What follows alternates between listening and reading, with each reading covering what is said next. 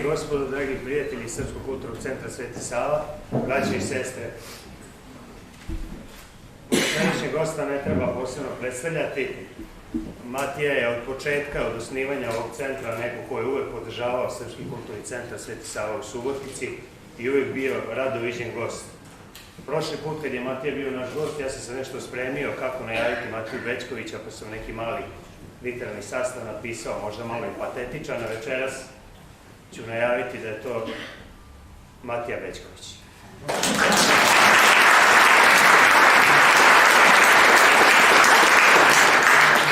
Matija Bećković će predstaviti svoju najnoviju knjigu, Mojih 80, koja je nastavak one prve knjige, gde su portreti 100 ličnosti iz Matijinog života, sada je to 80 ličnosti. Matija, izvolite.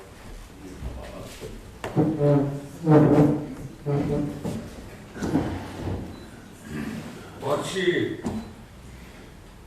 braće i sestre, dame i gospodo, čast mi je što ste me ove godine pozvali da u Svetosavskoj nedelji budem u Subotici danima Svetoga Save. Zaista veliko uzbuđenje što vas svaki put vidimo u ovakvom broju na ovom već kultnom mestu koje tako opravdava svoje ime i koje ima tako jednu visinu i ugled već u celoj našoj kulturi. Malo je takvih mesta kao što je Centar Sveti Sava u Subotici.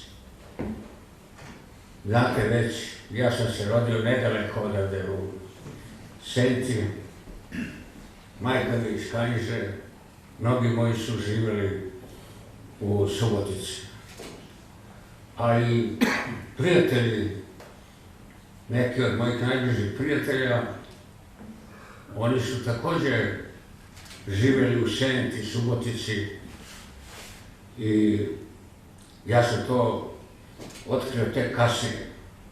Recimo, kad sam se rodio u Subotici, tada je već, rodio u Senti, tada je već Stevan Raičković išao u osnovnu školu u Senti. Njegovi su roditelji bili učitelji. To mi je ispričao tek kada smo se upoznali. Kad sam prvi put došao u Sentu, već sam imao 50 godina, kad se slavio neki veliki jubilej senčarske gimnazije. A jedan drugi moj najbliži prijatelj i sabrat Dušan Radović, on je također bio u Subotici. Njegov otac je bio mašinovođa, železničar, pa se tako selio tokom svoga službovanja.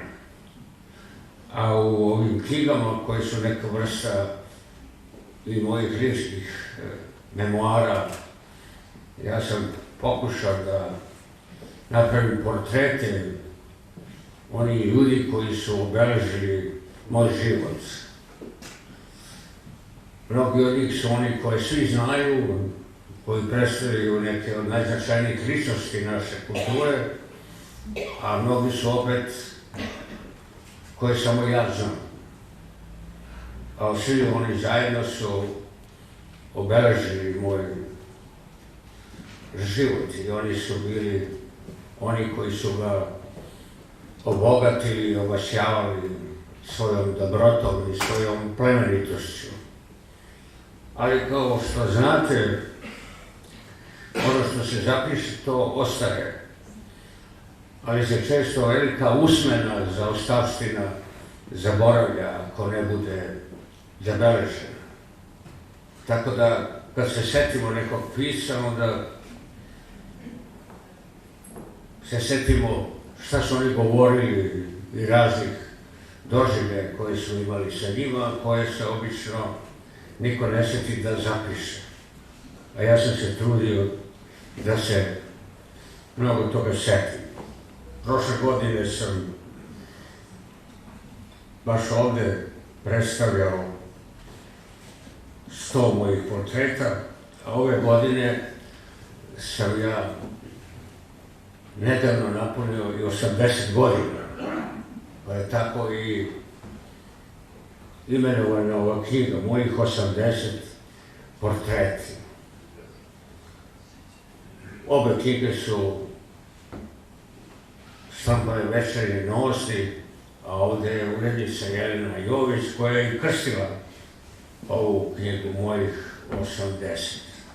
Tako je, možda sad, pošto sam u centru Sveti Sava, da ja u buduće zovem kuma.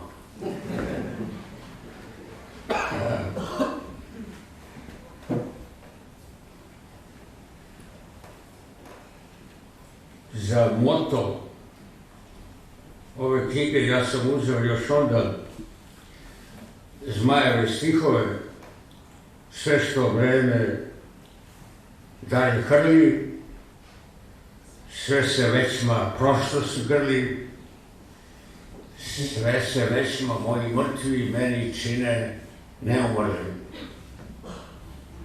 I zaista njih fizički nema, ali nema neke velike razlike što se mene tiče između njih na onom i mene na ovom svetu. Pa ću ja da pokušam da vam ovako, gde se knjiga otvori, pročitam nekoliko tih portreta. Jedan od njih je recimo nezvani Vlaja iz Glibaca. To je bio odmah po ratu, kad sam ja počeo da pišem.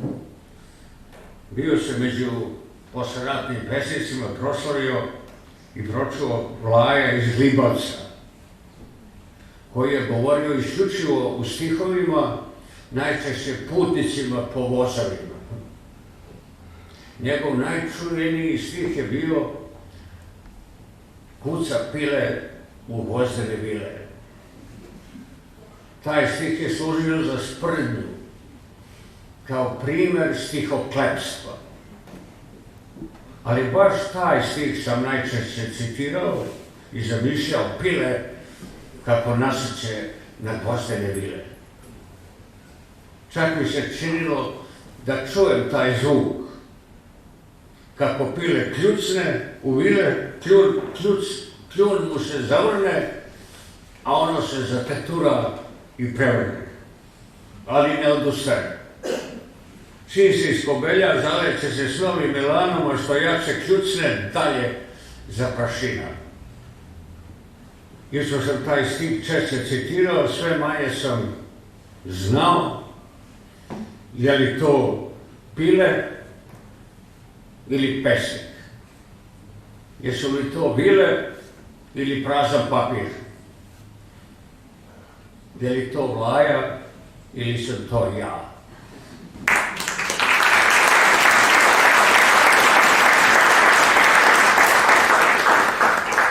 Njegoš. Najbolje pisao Njegoš, ali imao je i čime. I dosta je napisao, a imao je i na čemu. Ispleo je gorski vijenac, a imao je od čega. Povenčao je heroje, a imao i koje. I njihova besmrtna dela. Mudro je govorio, a imao i kome. Proputovao je svet, a imao i u čemu. Sretao se s ljudima, a imao i s kim. Viđave krunisane glave, a imao i koje. Dosta je čitao i naučio, a imao i kade.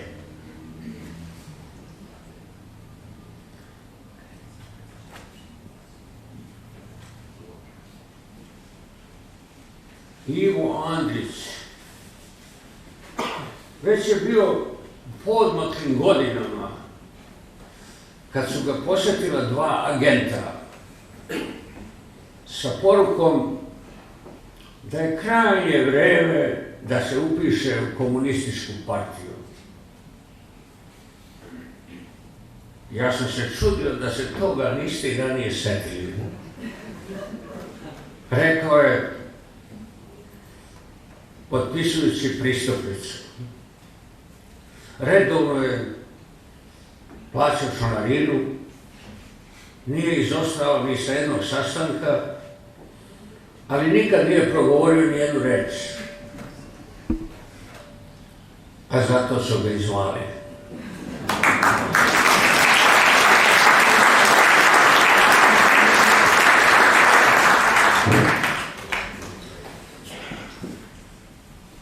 Meša Selimović, dok je ležao na samrtnoj postelji da bi ga nečim obradovao i malo podigao, pročitao sam mu šta je o njemu napisao jedan čuveni profesor književnosti. Bog je slomio kalup kad je stvorio tog jedinca pisanog slova koji tako zna sve tajne jezika da mu svi budući vekovi neće potrošiti slavu. Kad dočitah, on jeknu. Taj ne zna vrednost reči.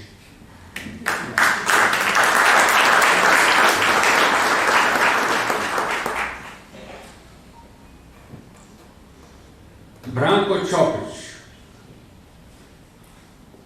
pazi, ovde ubijaju ljude, kaže mi Branko Ćopić na kraju Knez Mihajlove ulice na ulazu u Kalemegdan. Ti gledaš levo, a tramvaj te udari s desna. Ti gledaš desna, a tramvaj te udari s leva. Ti stojiš u sredini, a udare te oba. Već su ovdje smakli četvoricu. Juče su jednog starca koji je skočio s mosta živa izvukli iz Dunava. Oni više ne daju ljudima da se ubijaju sami.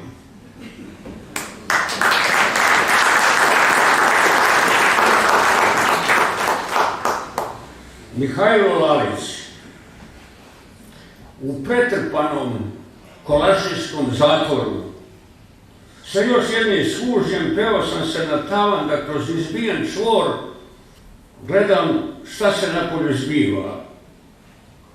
Bio je tmušni kišni dan kad se ozgor od Sinjajevine kroz pramenje tame, magle i oblaka iznenada probio jedan zrak sunca i pade pravo na jednog od trojice što su stajali na trgu i nešto razgovarali. Ono je Vuk Bečković, reče moj sapatnik. I to je jedini put kad sam vidio tvoga oca, reče mi Mihajlo Lalić posle decenija poznanstva. I kao da se tog trena ona isti zrak sunca sa neke nove Sinjajevine posle toliko godina tmušnih i kišnih dana ponovo probi kroz pramenje tame, magle i oblake, ali one između nas. I pade pravo na Mihajla Lalića i osvetli ga u mojoj duši.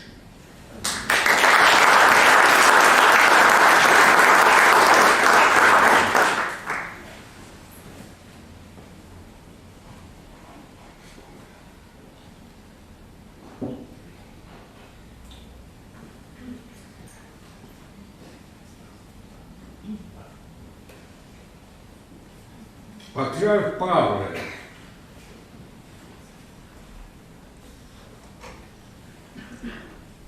Patrijarh Pavle se često sećao šta je njemu ispričao jedan Srbin dok je bio Raško-Prizrenski episkop.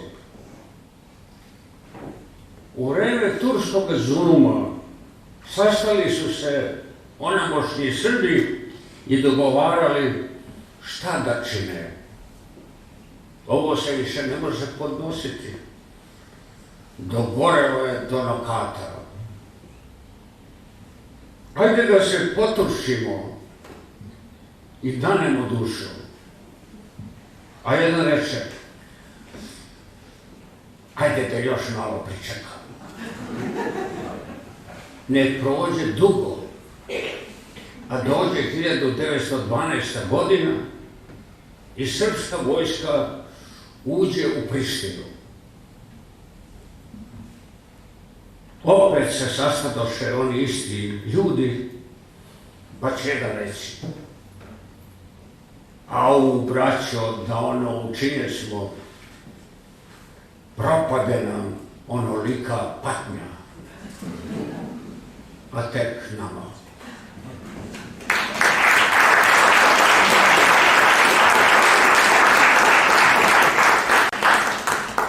Još jedno o našem patrijarhu.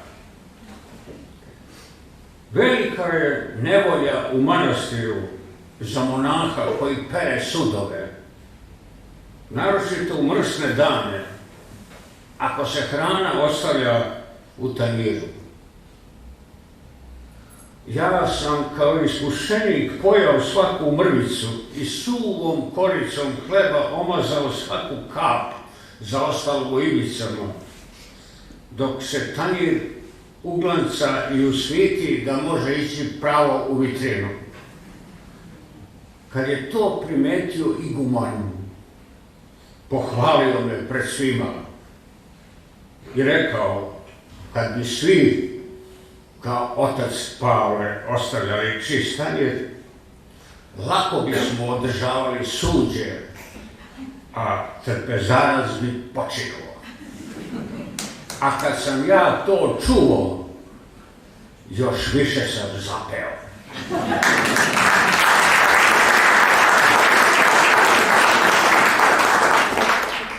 Evo još jedna o istom. Iz Pećke patrijaršije s dve sestre monakinje krenuo sam u manastir Dević da se Bogu pomolim. Već smo dobro poodmakli, vozeći pouzbrdno, kad su nas na Povijarcu iza jedne okuke zaustavili naoružani ljudi. Kako me ugleda se tako klikuše, vidi, ko nam je došao. Ti si onaj najgoriji od svih, što stalno ponavlja budimo ljudi, a misli da mi ne znamo šta s tim hoće da kaže. A gde si se to zaputio? Krenuo sam u manastir Dević da se Bogu pomolim. Prvo ćeš da svratiš ovde na jednu jamu gde su Srbi bacali Albance, da održiš opeo. Nisam krenuo da držim opelo, ni gde su Srbi bacali Albance, ni gde su Albanci bacali Srbe, nego sam krenuo u manastir Dević, ako može da se Bogu pomoli. Oni se odmakoše da se sašaptavaju i nekom telefoniraju. Ja sam spreman. To potraja, poče da se smrkava, a podocno smo i krenuli. Nazad se onaj glavni okrenu i obracnu, Čitker, mrš. Mi nastavili smo svojim putem, a ja pomislih, znaju oni da bih im ja bio teži mrtav nego živ.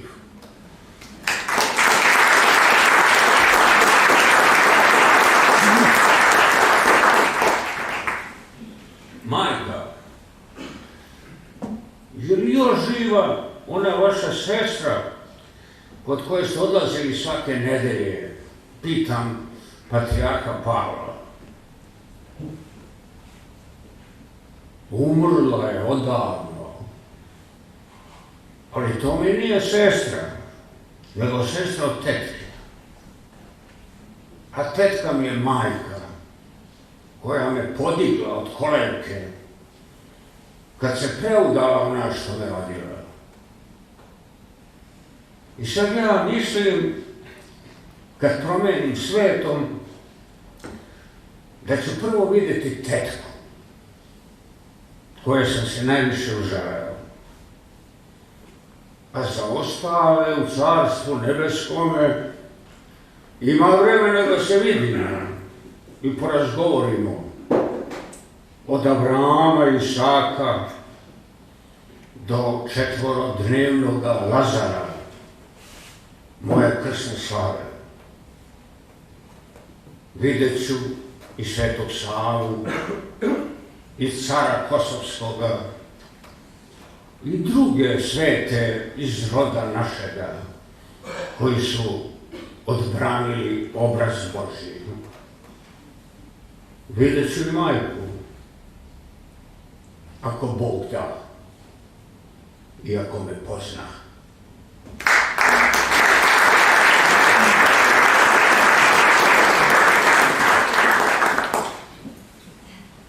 Amfilohije, onaj bistri dečak iz Donje Morače, što je prodavao zukve Petrovače da se domogne knjige i obuće i u pustinju pobegne od kuće i u vreme jagme od značke i prnje svoje golo telo obuče u trline i kupi čilija po najskupljoj ceni, da Hrista na krstu bar malo odmeni. Ali čim se krstnim znakom zamenovo, nema toga koga nije kamenovao. I to kamenje posla mu imanje. Svaki kamen njemu, jedan Hristu manje. I sad, one ruke od zukava grube, gologlavi starci prilaze da ljube, a širom Hristove cele vasione, sem izvan neba crne zemlje one. Nigde ne dođe da zvona ne zvone.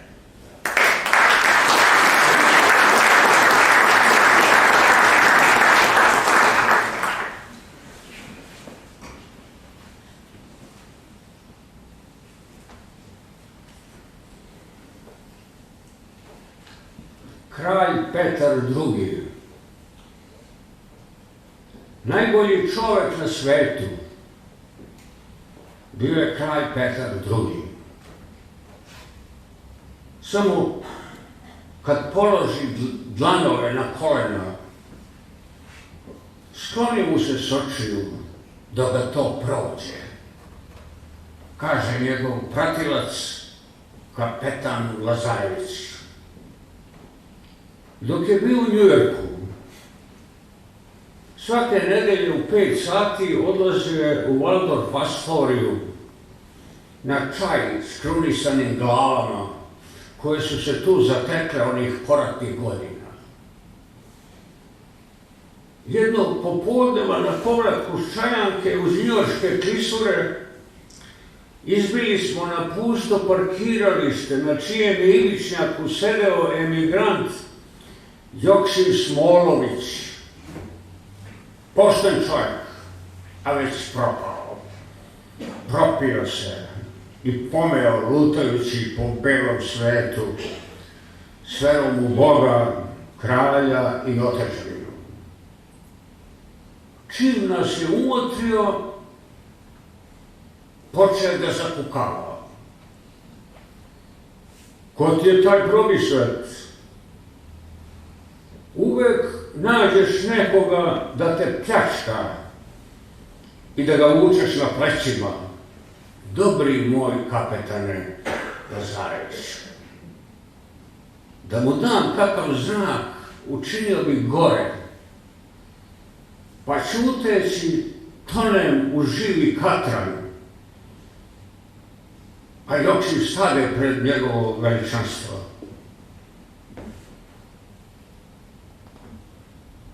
What's your name?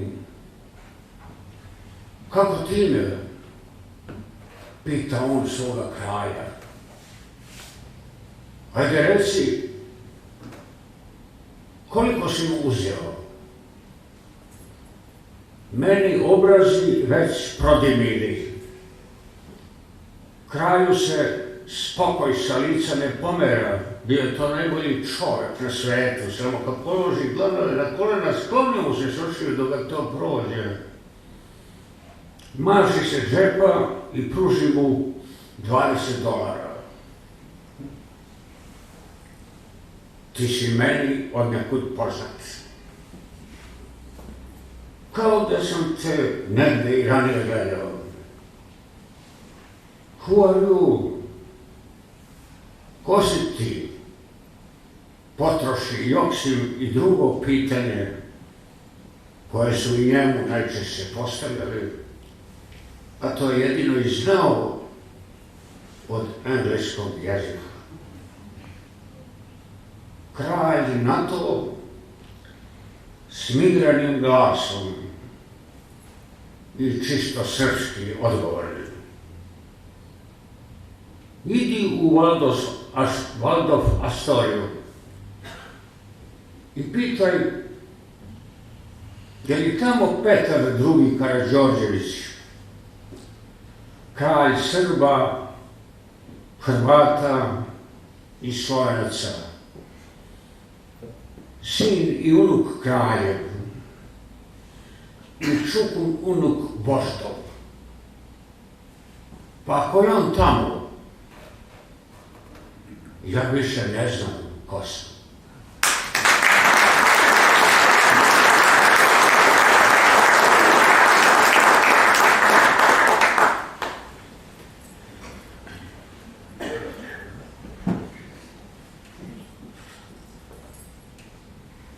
Prestolonaslednik Aleksandar. Što se mene tiče, neka govori kako hoće. Da se ne daj Bože rodio Glovo Nem, voleo bi ga još više. Ali zbog dušmana ne bi marilo da nauči srpski. Ali on baš zbog njih neće. On je Karađorđević. Ona je koji je, ono je što je, znao ne znao, učio ne učio. Da se trudi, da se svidi i ugodi, on neće. A ja znam da on zna srpski, boja se ih, ali krije. Zna se i zašto. Da svak pokaže ko je i šta je.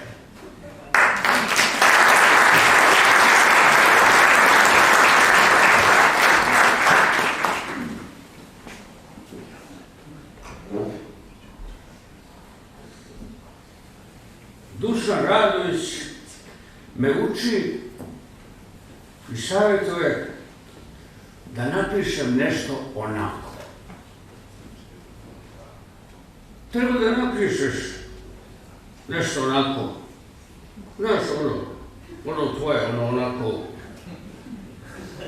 Znaš ono, onako nekako, kako ti umeš. To bi bilo ono, baš ono, onako. Napiši ono onako. Ono, ništa se moralo. Sjećaš onoga kad se ono onomad, onako i onoliko. Onako, prosto ništa se moralo. Nikako, sem onako, tvoje, nešto onako zgodno nekako. Kako ne znaš, to je bar lako. Samo počni, onako isprsta vezi. Kiti onako, ni ovako, ni onako kako može svako, nego onako kako ne ume niko. Ili neko ume, ali ja ne znam ko. Onako, nikako drugčije. Sve onako, kako ti se ono kazuje, to bi bilo onako nekako. Ako ti nije jasno, ne vredi govoriti.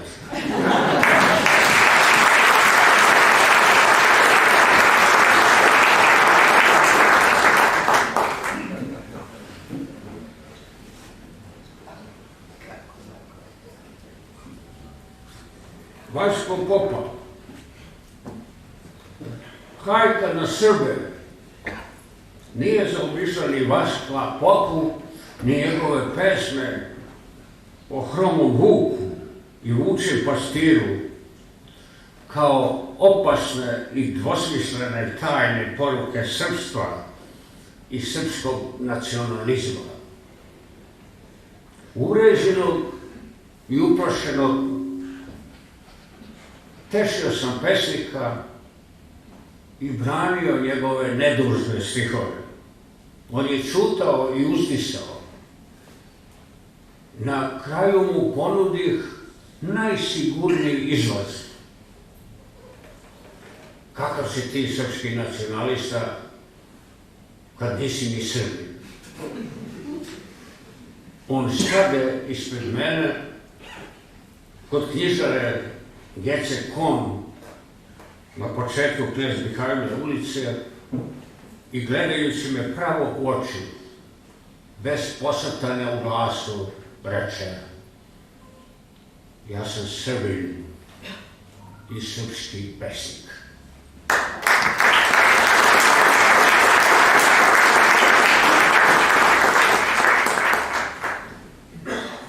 Još jedno Vaško Popa. U Hilandaru pitam za Arsenija, monaha u suroj rizi, koga pamtim još od prvog dolaska. Kažu da je uzeo zavet molčanja i da već povodavno nikoga ne viđa i ni s kim ne razgovara. Kad je njegov narod najviše govorio, a najmanje znao šta priča, on se odlučio da ćuti. Ali možda će tebe primiti, samo treba da ga pitam. Uskoro u velikoj molčalnici, posle nemog zagrljaja i podužeg ćutanja, Arsenije progovori: je li umro Vaško Popa? Pokrug glavu umjesto odgovora, a tišina opkoli njegove reči. On zaustavi brojanice i tako navesti da je revera Srpku. Kao da se iz jednog života vraćam u drugi, jedva čekam da objavi šta sam čuo i kao da sam ga na onom svetu zatekao zdrava i živa, dovikujem u nebesa: raduj se, Vaško Popa.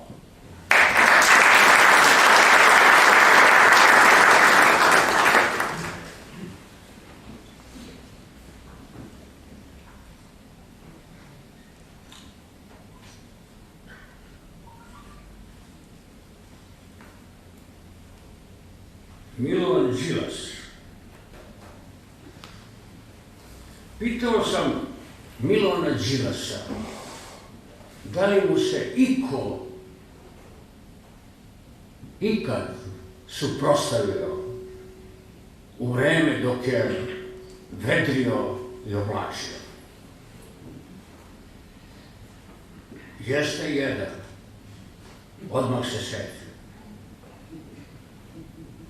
Zove se Boško Đuričković, sadašnji general i narodni heroj.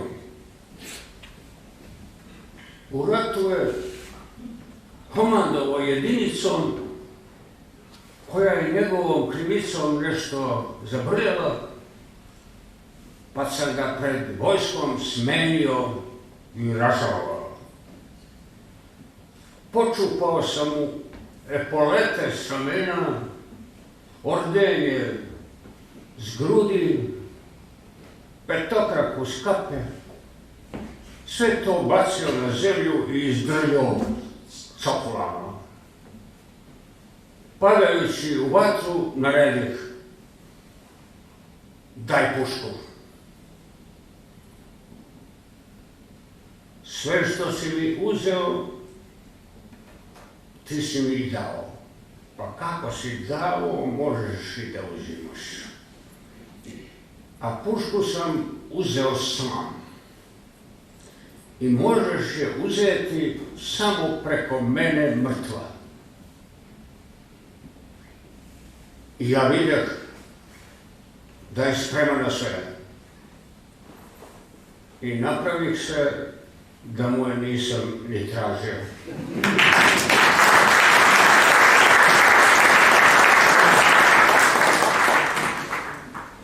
Nikola Tesla uz sebe se vinuo nebu u podoblake i nije mogo da se zaustavi. Niti je imao gde da pristane. Sve žednije visina koje su mu davale snagu, odlazio je iz svog vremena u bezvremje i svemirje. Podstanar svemira sa mozgom u plamenu sve više se brinuo za svoje zemaljsko poreklo i nijotkud odaslao poslednju želju: ne zaboravite me u mom narodu.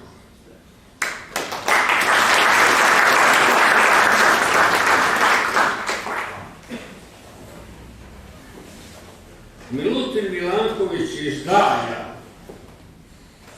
poslao je svoj u najvišu dalj, da mu iz svih vasiona šalju kosmičke zagonetke, da ih on na zemlji u maloj sobi kapetana mišinog zdanja grafitnom olovkom u svesci s kockicama na miru rešava.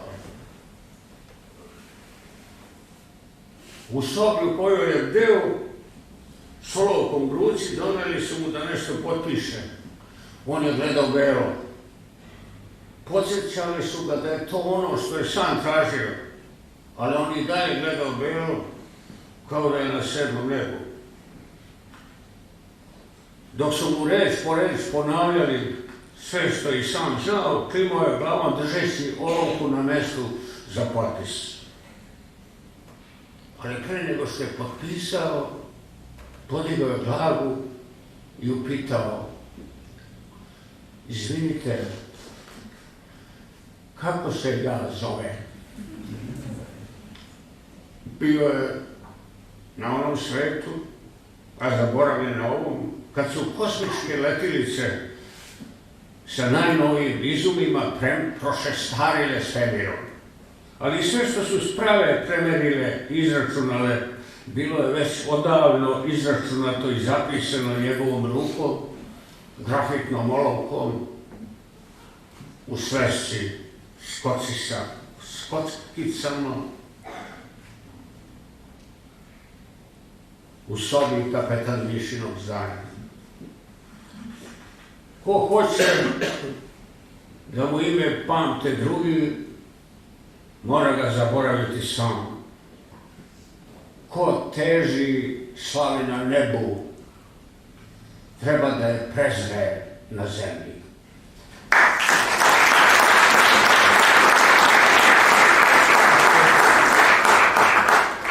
Petar Lubarda je bio kreda koja je slikala i sa svakom slikom se trošila i smanjivala. Na slikama se vidjelo koliko ga je bilo, a na kredi koliko ga je preostalo. Slike su od njega otpadale, kao da nije slikao, nego zavarivao koštanom srži i krvnom plazmu. Odelo po meri bivalo mu je sve komotnije, dugme na košulji je zakopčavao sve dalje od vrata, noge su mu se smanjivale, a cipele rasle. Kad se kreda istrošila, rodio se ponovo na svojim platnima kao večni plamen.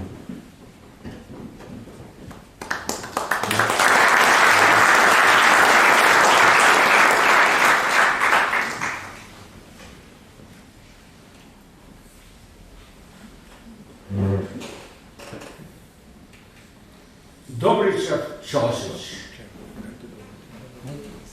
U posljednje dane svoga života glasom sa onoga sveta pozvao me da dođe kod njega. Mislio sam zove da se oprostimo i odem u zakazano vreme da čujem njegovu posljednju reč. Umjesto u postelji čekao me na nogama. U kući su gorale sva svetla, a stol pripremljen za večeru. Kad za tren ostado smo nasamo, on se nagnu i šapnu. Zapamti, kad izgubiš muškost, nisi više ni čovjek, ni pisac, ni Srbin. To ti je moja posljednja reč.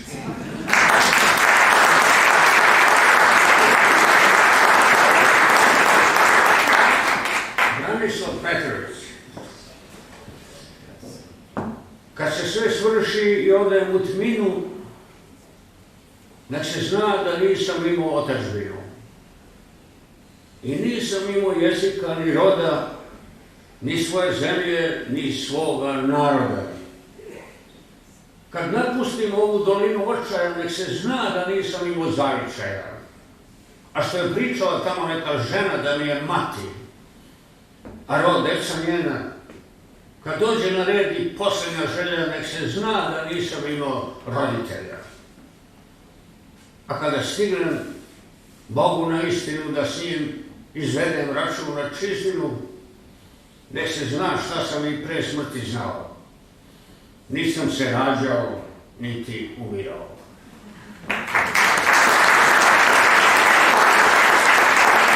Zapijena se Branu Petrovića. Svi traže pametnog čoveka koji bi spasio Srbiju. A ja takvog čovjeka znam. Ali kome ga god pomenem, kaže da veće budale od njega nema. Kako da spasiti takav narod? Reći ću ti njegovo ime i pitaj prvoga koga sretne šta misli o njemu, ako ne kaže da je to avetna avetinja, nek mi kuća osvane na CNN-u. Kako sam zaključio da je to najpametniji Srbin? Po tome što krije svoju pamet. Zamisli to lukavstvo uma biti najpametniji i najdarovitiji, a da niko na tebe ne posumnja. Nikad se ne odati i provesti život kao budala. Taj bi nas spasio, on ne vredi kad svi misle da je idiot. Da se odao, ne bi pretekao.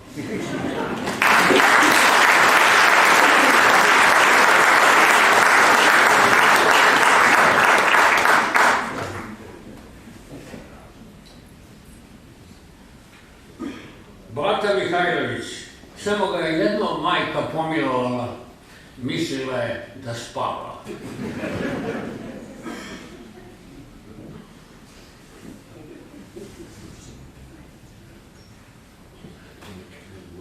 Pavle Ilić.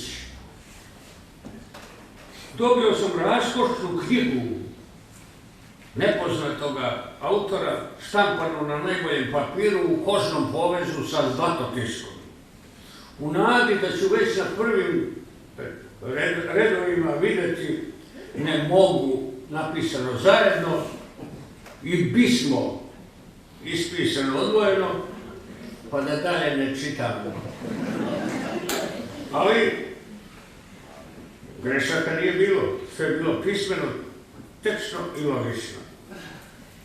Jedino me zbunjivalo što je autor dokazivao, pozivajući se na domaće i strane izvore, da su svi jezici nastali od srpskog jezika i svi narodi od srpskog naroda. Telefonirao sam Pavlu Iviću da ga pitam zna li on za tu knjigu i za tog autora. Znao je ovo je. I ispod glasa me žureći odgovorio. Njemu se kao Srbinu i patrioti ne može ništa zameriti. Njegove želje zaslužuju poštovanje, a njegovi snovi najveće divljenje. Ali sa naukom to nema nikakve veze.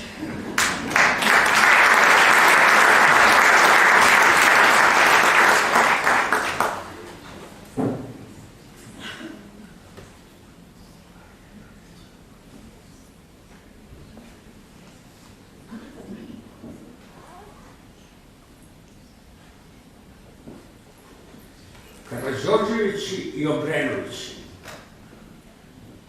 Pitao sam princa Đorđa, koja je dinastija bolja? Karađorđevići ili Obrenovići?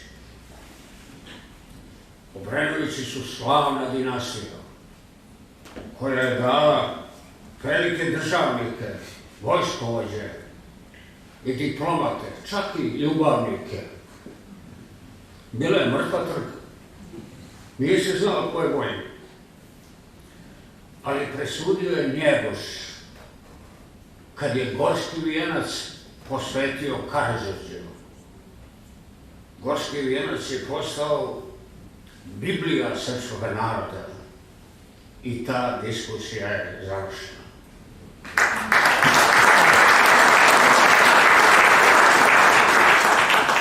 Kralj Aleksandar. Pričao mi je Mladen Leskovac kako je kralj Aleksandar po oslobođenju obilazio bogate Srbe u Vojvodini koji su pomagali srpsku vojsku u Velikom ratu. Kod jednog je i prekonačio, a kad je otišao, porodica nije raspremala krevet u kojem je prespavao. Okupljali su se danima oko onog udubljenja koje je na jastuku ostavila njegova glava.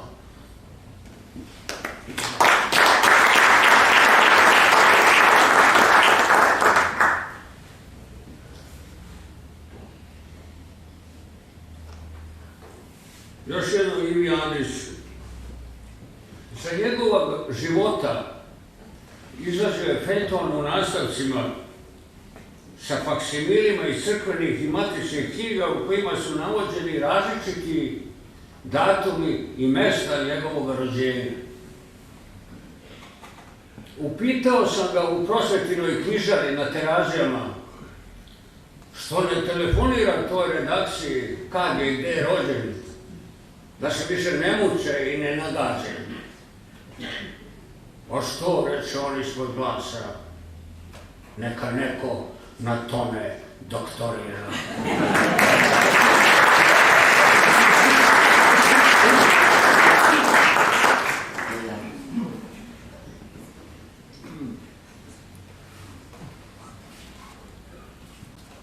Goethe i Hanke.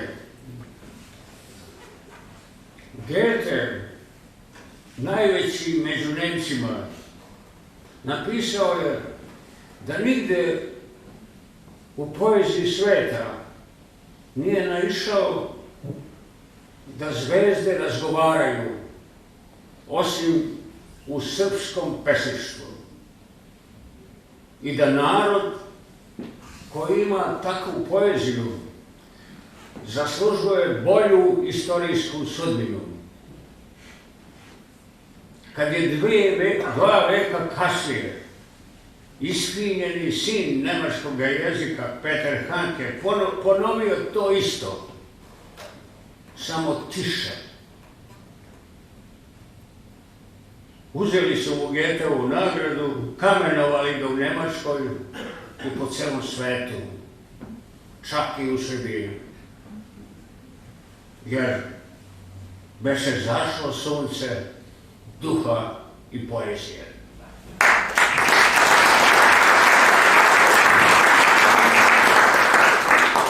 Goethe i Tesla.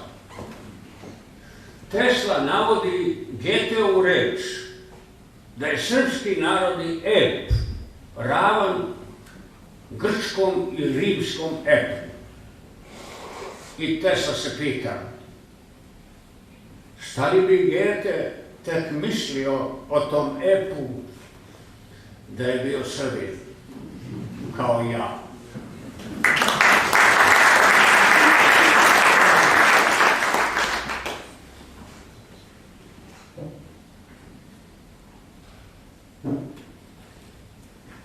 Bertranda Russella portret Branislava Petronijevića. Evo kako je Russell opisao našega najvećeg filozofa Branislava Petronijevića. Jedini jezik koji smo govorili obojica bio je nemački. To je izazivalo podozrenje ljudi odmah po Velikom ratu, u kojem su Srbi izveli svoje herojsko povlačenje. Upita ga, je li on učestvovao u tom podvigu? Da, ali broj tačaka u prostoru je ograničen. Da li ste išli pešice? Da. Ali način da se taj broj izračuna? Da li ste imali konja? Da, ali sam pao, a taj broj mora biti primaran. Nisam od njega mogao ništa više izvući o nečem tako trivijalnom kao što je bio Veliki rat.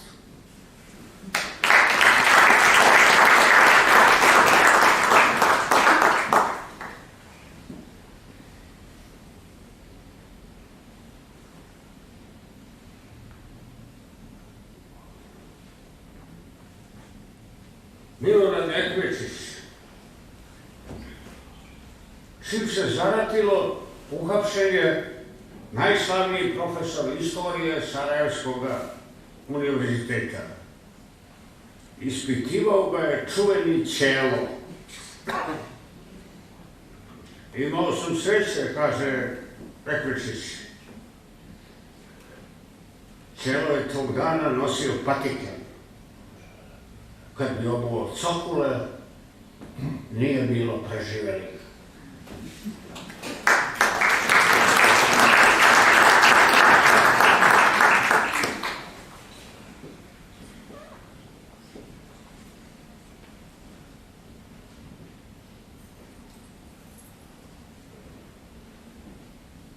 Mitar Pešikan, ispitujući narodne govore u bezvodnoj katolskoj nakiji i letnjoj Smlati Mozgovici, svratio je u kuću na sanku i zamolio za čašu vode. Nemamo, reče žena, iz daleka donosimo. Produžio je niz kamenjar, a u udolici iza stoga sena čekala ga je ona ista žena sa čašom mleka. Samo nemoj da me odaš.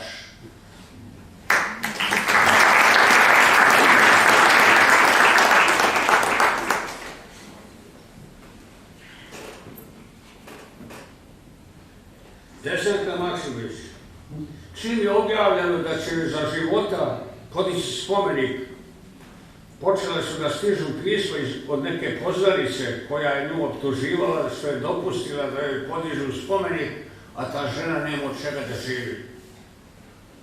Idući ka Valjevu, pesnikinja mi je poverila, ako ta žena bude u sali, ja ću ti je pokazati. a ti nađi nekog krupnog čovjeka da sedne ispred nje. Ja ne mogu izdržati njen pogled.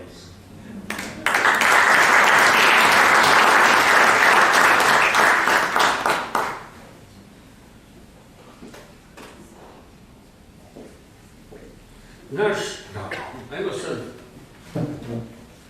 što je ovdje sad to blizu, predavanje. U gradu K 1948. godine održano je predavanje razlika između naše i sovjetske demokratije. Prisustvo je bilo obavezno. Prije nego što je počeo, govornik je pogladio brkove, prošetao salom uzduž i popreko, gledao se na čizmama, nakašao i rekao: bit ću kratak. Razlika između naše i sovjetske demokratije je u tome što je naša demokratija smok, smok, smok, a sovjetska pi, pi, pi.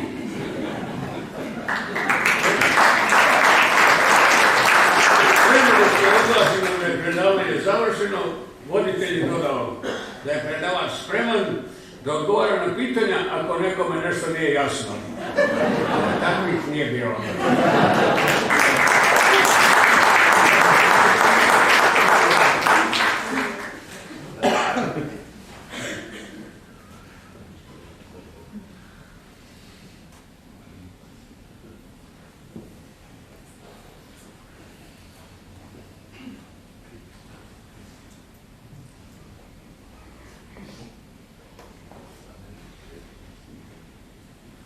Mihiz i Đilas, naš doživotni vođa i učitelj, akademik svih akademija, nije u životu pročitao ni jednu knjigu, kaže Borislav Mihajlović Mihiz. Uvek ga slikaju kako prti neku debelu enciklopediju, otvorenu na 2680 i nekoj strani. Bajagi je pročitao dotle, jedva čeka da se završi slikanje, pa da na miru nastavi da čita dalje. Nemojte Mihize, kaže Đilas, pročitao. Nije pročitao ni one o njemu. Jeste kako nije. Koju je pročitao? Moju. Hoćete li da vam ja kažem koju? Recite. Legenda o Njegošu. Tačno. I vi ste mu je dali. Jesam. I napisali ste posvetu. Razumiješ se. I to nije bilo obična posveta, nego ste ispisali sve ove bele stranice na početku knjige. Biće da je tako bilo. Hoćete mi dopustiti da vam kažem šta ste napisali? Izvolite. Dragi druže Tito, poklanjam ti ovu brošuru u kojoj pokušavam da sa pozicija naše marksističke naučne misli obračunam s nekim idealističkim nazadnim shvatanjem ostataka grede klase.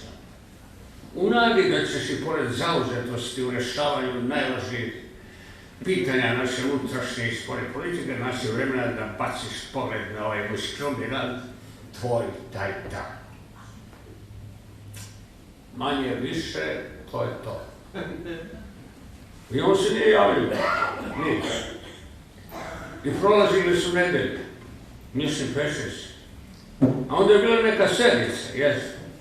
A kad se završilo, ostali ste vas nekolicina da sve prodiskutujete. Takav je bio običaj. I ono nije ništa rekao. Nije. I vi niste izdržali, nego ste ga pitali da li je pročitao vašu knjigu. Jesam. On je rekao da je pročitao. I začutao. Tačno tako. I vi opet niste izdržali, nego ste ga pitali da li mu se sviđa. Jesam. I on je rekao sviđa mi se. I vi ste poverovali i da je pročitao i da mu se sviđa. To je istina. Čestitam Mihizu, u velikoj ste formi. A ja, koji sam ovo slušao, divio sam se obojice.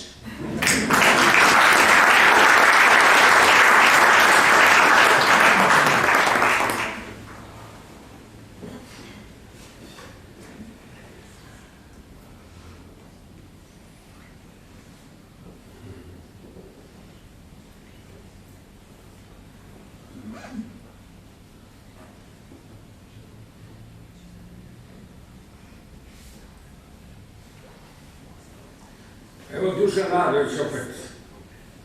Ne možeš samo ti oca, kaže mi Dušan Radović. Moj otac Uglješa bio veliki čovjek. Rođen za najveće podvige. Da su mu zadali da ode u Berlin i ubije Hitlera. On bi našao načina da ga nađe i da ga ubije. Ali od njega su tražili bedne usluge. Da kao mašinovođa na međunarodnim linijama motri na sumnjive tipove. To je bilo ispod njegove časti. Slušam ga i mislim kako je očevu sudbinu ponovio i Dušan Radović.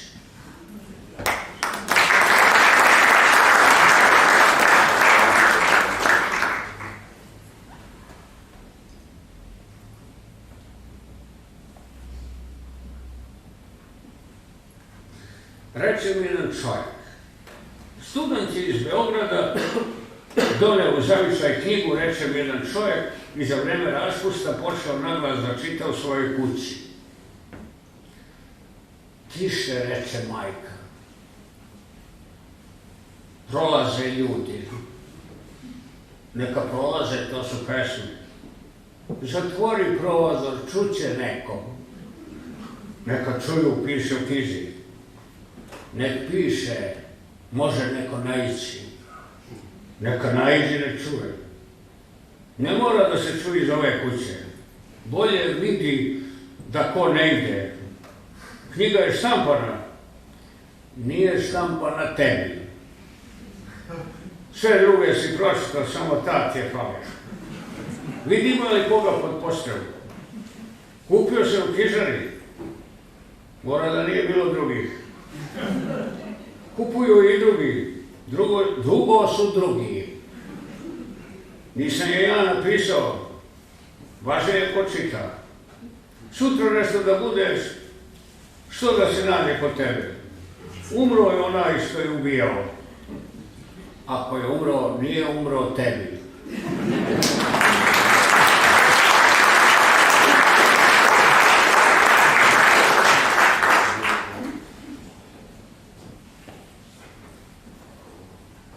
Kapa. Skidam ti kapu koja se ne skida, skidi ti tvoju da vidim šta piše na njoj. Šta je ovo, kumim te kapom, kakva je ovo vrti kapa i srdi kapa? Zar se s njom u grob? Zar pod njom da te veleče? Stani malo, ne skači u zaključke, imam ja i druge. Evo svih slova, azbuke i abecede, i polumeseci, šahovnice, petokraka i svastika, i 4S, i kokarda, i Levis, i Coca-Cola. Ali nije lako potrefiti kad će ko naići i koju da stavi na glavu. Nikad je sirotinja jedno slovo ponavljala 4 puta, a sad se napredovalo. Niko ne živi od jednog slova. Na svakoj kući su svi barjaci. Svaki je okrenut na svaku stranu kod da ima 16 glava i govori po 6 jezika kao nekad austrijska vojska.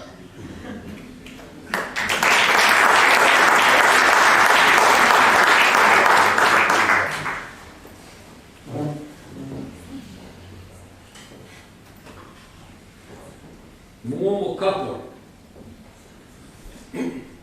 bio je s majkom u šetnji kad je počelo bombardovanje godine 1941. Nasred glavne ulice u Sarajevu pružila se po njemu i poklopila ga kao kvočka pile. Poginula je, a sin je odmah znao da je ostao živ, da bi joj se odužio. Ceo vek slavio je život zbog nje. Slušajući kako pile kliče, Hercegovci su govorili blago njoj i mrtvoj.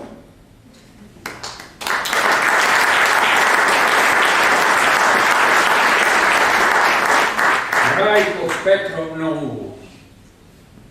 Boga mi sam dobar kome vaspitavao i plemenit sam kome podizao. Dobro sam se držao kome sam slušavao i porastan sam gde sam porastao.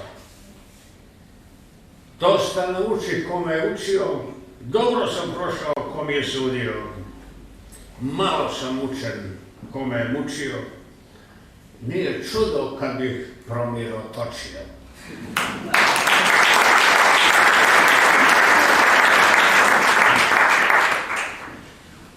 Terazije, niko nikad nigde nije udahnuo i koraknuo slobodnije nego u Beogradu kad Balkanskom izbije na Terazije. Bele vode, bela reka, beli potok, belo brdo, beli golub, belo jagnje, beli dvor, beli bog, beli grad, što se beli među gradovima kao beli anđeo među anđelima.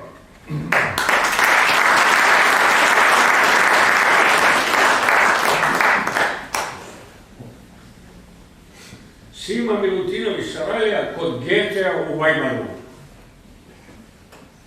Pošto je na Orlovom brdu u Budimu, o sunčevom rođaju, okrunjen za najvećeg srpskog pesnika jelovim vencem sa pšeničnim klasom, Sima Milutinović Sarajlija pritegao je utage od jelenske kože i na svoju ruku zazdio u Weimar, pravo Goetheu, noseći mu srpsku Ilijadu, nazvanu Srbijanka, u kojoj je nanizanim davorijama onebesao prvo vostanije Srbije i njen sažig, gde i sam bojevao kao radovoljac sa sabljom u ruci i mastionicom na grudima.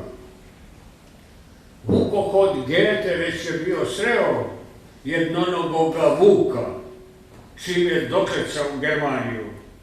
Čak se s njim i rukovao, čim je uvažio Srbe sve i svuda, koliko je njihov jezik. I sad mu se cvir remenja Vukove stule mešao sa škripom utega od jelenske kože koje je nosio prosuti Sima, pa je preistavajući još u vruću Srbijadu pogledivao na pšenična slovca jelove uskličnike koje je pesnik iz kose i obuće ostavljao za sobom po Vajmarskome dvoru i na kraju Goethe je napisao: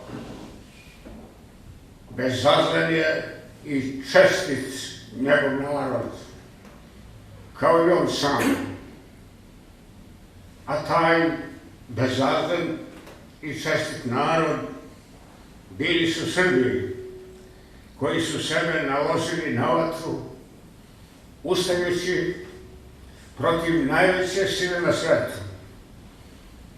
A to im nije bio prvi put, a ni posljednji.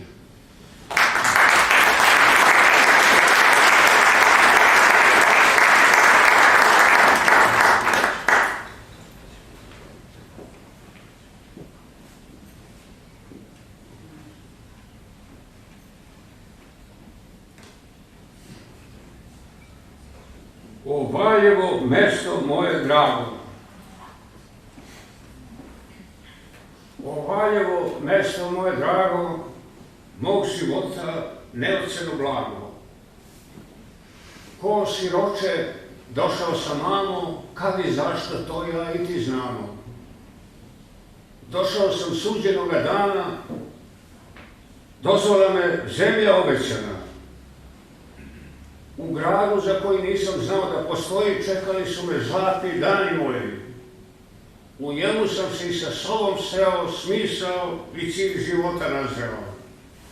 Jer ne može se sakriti ni grad bilo koji, ako 5 gora oko njega stoji. Do Lajkovca sam stigao uskom prugom, sa sunčevim pratnjom jedinim sadrugom, a od Lajkovca onim slepim krakom što vodi do Belog grada za oblakom, čija je kapija kod zadnje stanice gde ovog sveta prestaju granice. Građen ni nalik na grad bilo koji, najsličniji onom koji ne postoji. Do koga nema puta, ni broda, ni vode, a prema kome svi putevi vode, jer ne može se sakriti ni grad bilo koji ako 5 gora oko njega stoji. Ne znam da li sam bio na ulici ili na nekoj Šagalovoj slici, je li san košmarni ili java tvrda ili se Valjevo valja iza brda, kada na teske pazarnoga dana blagodat izruči zemlja osvestana. Ava Justin, apostolskog lika, kroz taj metež ode kod svog islednika. A kad šmugnu šišmiš kroz šuškor od šiva, prvi put pomislih Srbija je živa. Jer ne može se sakriti ni grad bilo koji ako 5 gora oko njega stoji. Kroz mnoga mesta morao sam proći, ali pre Valjeva ne ima gde doći.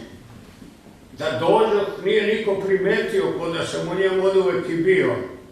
Niti me ko pita kada si došao, ni čiji si, ko si, ni što si tu stao. Čega god se sećah iz svoga života, sve me bolelo osim ta dobrota. Jer ne može se sakriti ni grad bilo koji ako 5 gora oko njega stoji. U tom gradu je već sve bilo moje, a još se nismo ni sreli na zvoje. Ni sam čuo ime Vera Povradojstva, ni da je Valjevo dvojnik Pjatigorska, ni da je Polen sačuvao arku za koju je Noe privezao barku, ni da je sudbinom sve predodređeno, ni da je suđeno, kako je rečeno. Jer ne može se sakriti ni grad bilo koji ako 5 gora oko njega stoji. Polen i Majen, Medvednik, Jablanik i Suobor skamenjen nesalomi vojnik. Vrh se dotiče nebeskog beskraja, a podnožje seže sve do Himalaja. Da oko Valjeva ko ratnici sveti stoje najdublje stene na planeti. Na nebo otišle, na zemlji ostale, da bi Valjevu krilu čuvale i celom svetu okrenule leđa da ga odbrane od mržnji i međa. Jer ne može se sakriti ni grad bilo koji ako 5 gora oko njega stoji. Kad je praokean nebo razorilo, veliko Valje je sa dna izronilo, Valjevsko Valje blistane sustaje izbrizgava sve nove blistaje, nove Matije, Ljube, Nikolaje i luč ušiže u sve galaksije, da se na nebu otvori i tka bez zastanka muški kao mišić, ženski ko desanka. A ja živim da ima ko da te se seća, zvezdo nesmenjiva i nezalazeća. Jer ne može se sakriti ni grad bilo koji ako 5 gora oko njega stoje.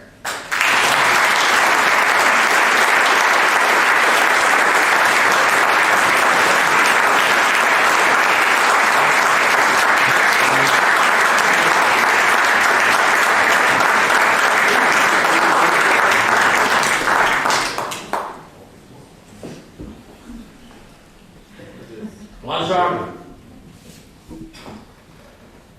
pošto je ustao iz groba, četvorodnevni Lazar, nasmešio se samo jednom. Kad je ugledao nekoga nesretnika kako krade nekakvu grčariju. Vaskrsnik se nasmešio i rekao: gle, prah krade prah. A koliko će se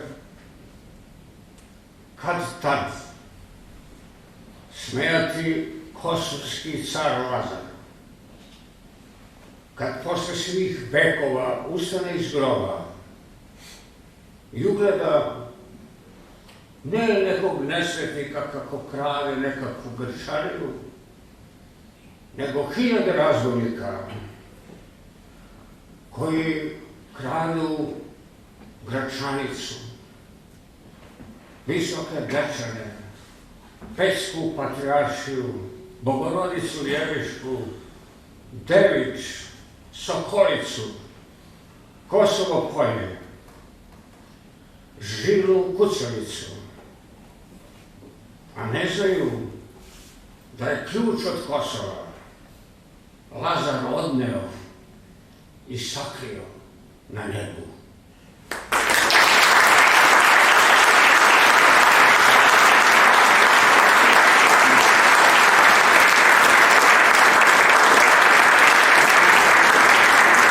Još pre svoga rođenja, dok se zvao Rastko, kao što ide i sada, samo ga ne vidimo, a možda je to bilo i docije. Krenuo je Savinim stopama ka Savinom izvoru na Savinom vrhu, kuda i mi idemo, jer drugog puta i nema.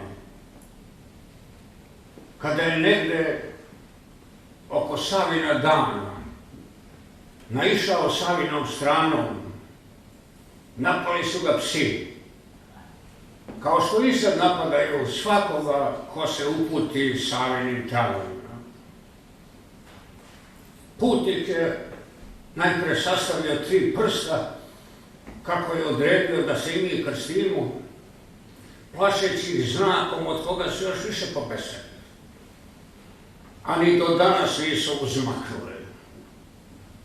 Onda se sagruo da dohvati kamen, ali kamen je beše zamrznuto, svezano za zemlju studenim sinđirima.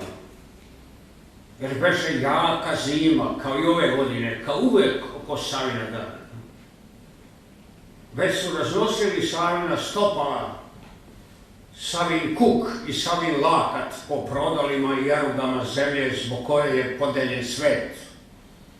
Kad je Sveti otpasao mač usta, jedino oružje koje je nosio, a koje je i nama ostavio, govoreći ove reči: neka je prokleta zemlja u kojoj su paščad puštena, a kamen je svezan.